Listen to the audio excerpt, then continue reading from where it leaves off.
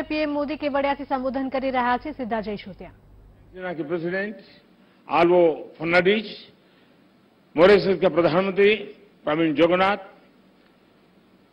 Madagascar के president Andy Rogers जी, नेपाल के प्रधानमंत्री शेर बहादुर जी, मालदीव के भाई सोली जी, अर्जेंटीना के मिनिस्टर जेरी एल्वेजिका, इंडोनेशिया के प्राइम मिनिस्टर काया कलास का हृदय से धन्यवाद करता हूं.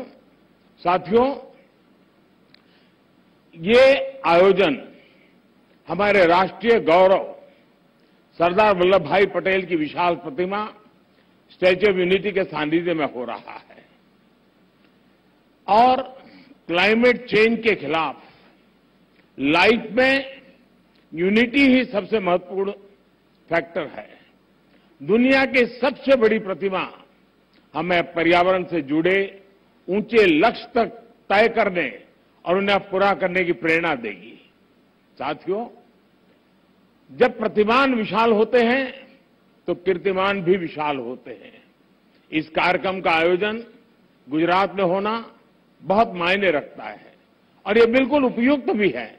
गुजरात भारत के उन राज्यों में से एक है जिसने सबसे पहले रिन्यूएबल एनर्जी और एनवायरमेंट प्रोटेक्शन की दिशा में काफी बहुत कदम उठाना शुरू कर दिया था.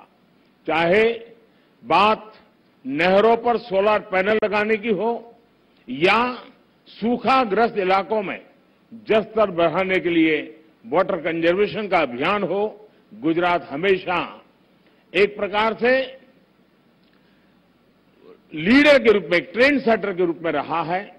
साथियों, क्लाइमेट चेंज को लेकर ऐसी धारणा बना दी है जैसे सिर्फ पॉलिसी से जुड़ा विषय है, लेकिन जैसे ही हम इस मुद्दे का पॉलिसी से जोड़कर देखने लगते हैं, जाने अनजाने में हमारे मन में बात बैठ जाती है कि इस पर सरकार ही कुछ करेगी, या फिर ये सोचते हैं कि अंतर्राष्ट्रीय संस्थाओं को इस पर कोई कदम उठाना चाहिए. ये बात सही है कि सरकार, अंतर्राष्ट्रीय संस्थाएं, उनकी भूमिका बड़ी है और वो इसे करने का प्रयास भी कर रहे हैं, लेकिन हम सभी देख सकते हैं कि अब इस मुद्दे की गंभीरता चर्चाओं से बाहर निकलकर दुनिया के हर कोने में, हर घर में आज नजर आने लगी है. क्लाइमेट चेंज से हो रहे बदलाव लोग अपने आसपास महसूस करने लगे हैं. पिछले कुछ दशकों में हमने इस दुष्प्रभाव को और तेज देखा है, अप्रत्याशित आपदाओं को झेला है. आज हमारे ग्लेशियर्स पिघल रहे हैं, समुद्रों का जलस्तर बढ़ रहा है, हमारी नदियां सूख रही हैं, मौसम अनिश्चित हो रहे हैं और ये बदलाव लोगों को सोचने पर मजबूर कर रहे हैं कि क्लाइमेट चेंज के मुद्दे को सिर्फ पॉलिसी मेकिंग के लेवल पर ही नहीं छोड़ा जा सकता. लोग खुद महसूस करने लगे हैं कि एक व्यक्ति, एक परिवार और एक समुदाय के तौर पर उन्हें इस धरती के लिए, इस प्लेनेट के लिए कुछ न कुछ जिम्मेवारी उठानी चाहिए, खुद ने भी कुछ करना चाहिए.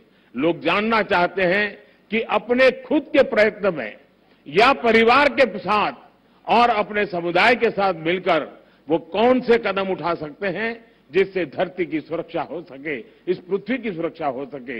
इन सारे सवालों का जवाब मिशन लाइफ में है. मिशन लाइफ का मंत्र है लाइफस्टाइल फॉर एनवायरमेंट. पृथ्वी पर रहने वाले प्रत्येक व्यक्ति को व्यक्तिगत प्रयासों की कामना के साथ ही आज ये मिशन लाइफ का ये विजन दुनिया के सामने रख रहा हूं. मिशन लाइफ इस धरती की सुरक्षा के लिए जन जन की शक्तियों को जोड़ता है, उनका बेहतर इस्तेमाल करना सिखाता है. मिशन लाइफ क्लाइमेट चेंज के खिलाफ लड़ाई का लोकतांत्रिक, डेमोक्रेटिक एक प्रकार से उसका विस्तार कर रहा है, जिससे हर कोई अपने सामर्थ्य के हिसाब से योगदान दे सकता है. मिशन लाइफ इस बात पर भरोसा करता है कि छोटे छोटे प्रयासों का भी व्यापक प्रभाव हो सकता है। मिशन लाइफ हमें प्रेरित करता है कि हम सब अपनी रोजमर्रा की जिंदगी में ऐसा बहुत कुछ कर सकते हैं जिससे पर्यावरण की सुरक्षा हो। मिशन लाइफ ये मानता है कि अपनी लाइफस्टाइल में बदलाव करके एनवायरमेंट की रक्षा की जा सकती है। ये आपको दो बहुत दिलचस्प उदाहरण देना चाहता हूं, बड़ी सरल बातें मैं बताना चाहता हूं। आपने देखा होगा कुछ लोगों को का टेम्परेचर 17 डिग्री या 18 डिग्री सेल्सियस पर रखना बहुत पसंद होता है, लेकिन इसी का टेम्परेचर इतना कम करने के बाद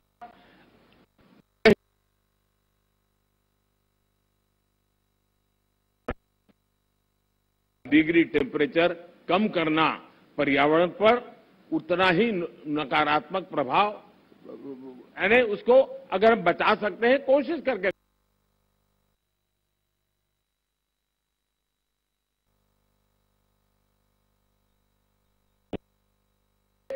जहां भी एक और उदाहरण मैं बताना चाहता हूं, हम देखते हैं कि कुछ लोग 5 किलोमीटर प्रति लीटर के एवरेज वाली गाड़ी लेकर के जिम जाते हैं और जिम में ट्रेडमिल पर जमकर अपना पसीना बहाने की कोशिश करते हैं।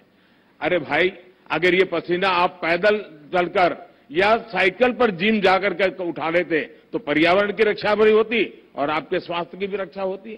साथियों, लाइफस्टाइल से व्यक्तिगत और समाज के छोटे छोटे प्रयासों से कैसे बड़े नतीजे आ सकते हैं, मैं इसका भी उदाहरण देना चाहता हूं। भारत में हमने कुछ साल पहले देशवासियों से ज्यादा एलईडी बल्ब इस्तेमाल करने के लिए आग्रह किया था।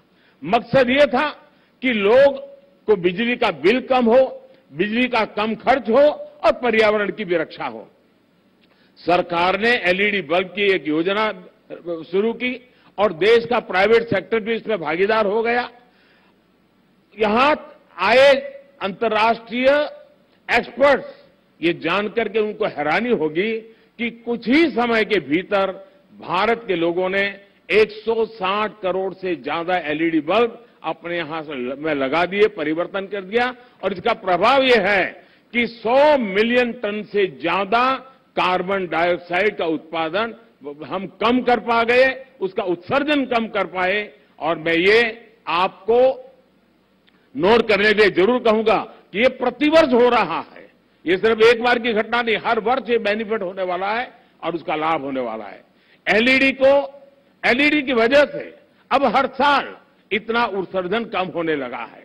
साथियों, गुजरात महात्मा गांधी की भूमि है, जन्मभूमि है, तो उन विचारों से एक जो बहुत पर्यावरण संरक्षण और प्रकृति के साथ तालमेल लेकर के जीवन जीने का महत्व समझ गए। उन्होंने ट्रस्टीशिप के अवधारणा की विकसित की थी। मिशन लाइफ इस सबको पर्यावरण के ट्रस्टी बनाता है। ट्रस्टी वो होता है जो संसाधनों का अंधाधुंध इस्तेमाल नहीं होने देता। एक ट्रस्टी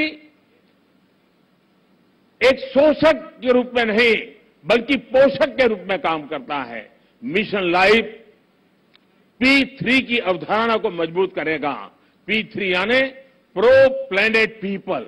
आज हम एक ऐसी दुनिया में जी रहे हैं जहां इस बात की चर्चा रहती है कि कौन किस देश या गुट के साथ है और कौन किस देश या गुट के खिलाफ है। लेकिन मिशन लाइफ धरती के लोगों को प्रो प्लेनेट पीपल के तौर पर जोड़ता है, उनको अपने विचार से समाहित करता है, एक कर देता है।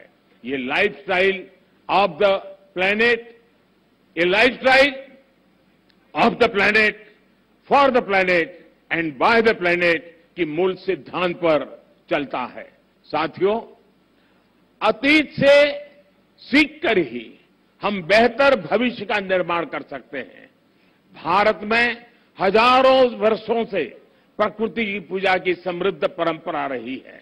हमारे वेदों में भी बहुत सटीक तरीके से कहा है कि जल, जमीन, वायु और सभी प्रकृति प्रदत्त चीजों का महत्व समझाते हैं।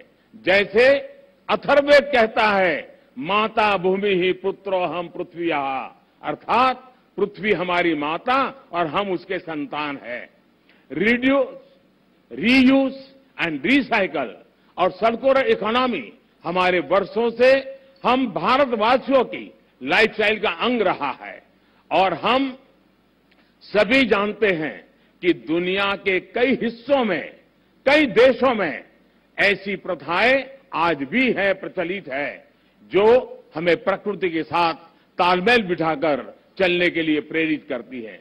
मिशन लाइफ प्रकृति के संरक्षण से जुड़ी हर इस लाइफस्टाइल को समाहित करेगा जिसे हमारे पूर्वजों ने अपनाया था और जिसे हम अपने जीवन शैली का हिस्सा बना सकते हैं। साथियों, आज भारत में सालाना प्रति व्यक्ति कार्बन फुटप्रिंट करीब 1.5 टन ही है, जबकि दुनिया का औसत 4 टन प्रतिवर्ष का है।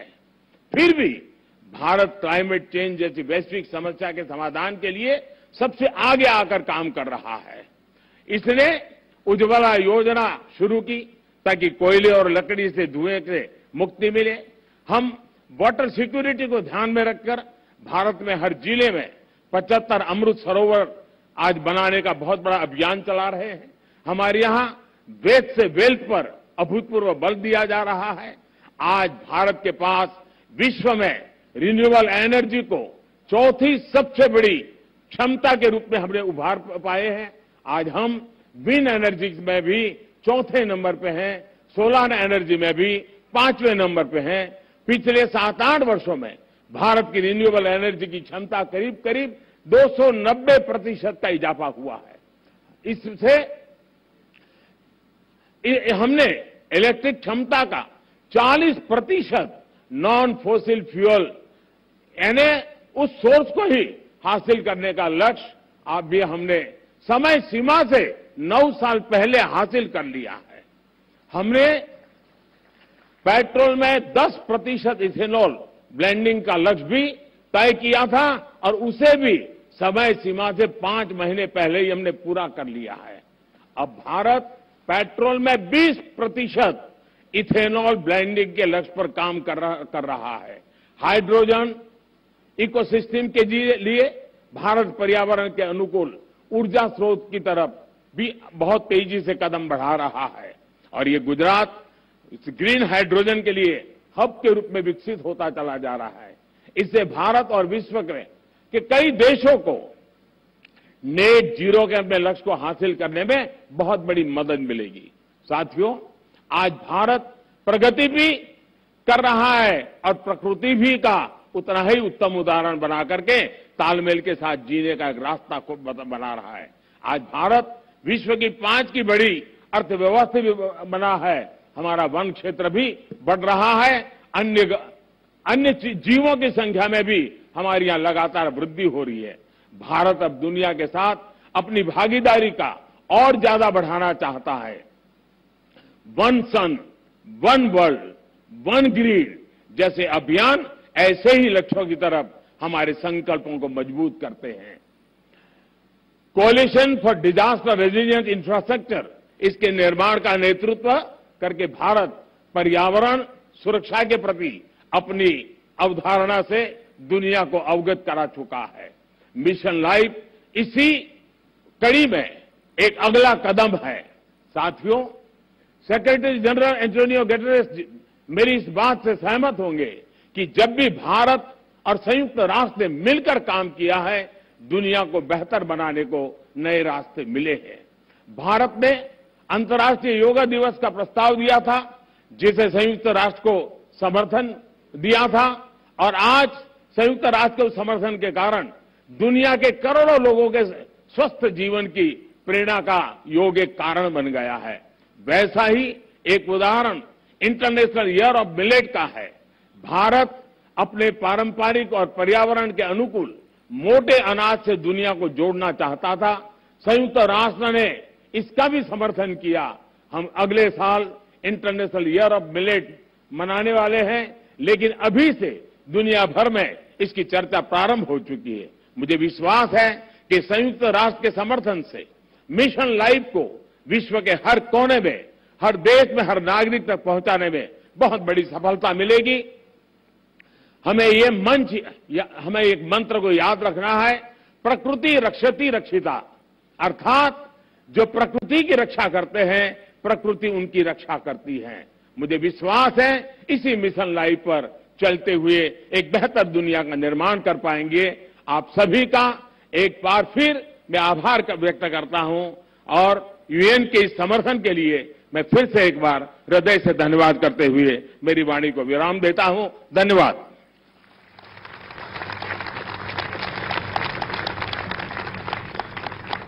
बहुत बहुत धन्यवाद प्रधानमंत्री महोदय, आपकी इस प्रेरणा के लिए, लाइफ के इस महाअभियान की शुरुआत करवाने के लिए।